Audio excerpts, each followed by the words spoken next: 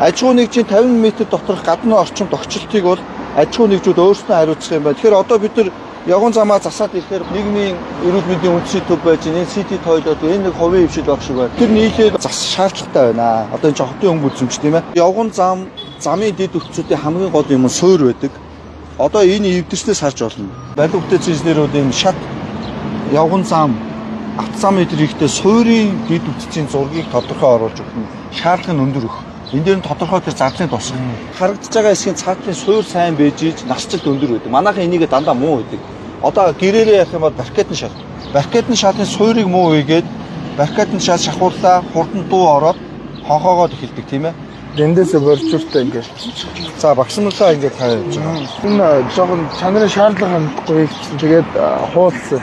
Ийм чулуутай эсвүүтэй тавхаар чинь хатгалж өөрөө тэгшин суух. Үгүй инженер энийг юу аавн дарга.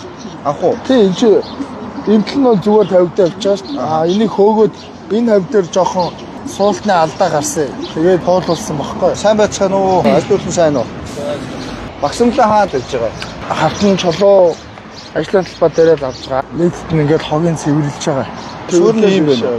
Тий одоо яг ингээд нөгөө хуучин цам байдаг чинь шүү. Центим үү?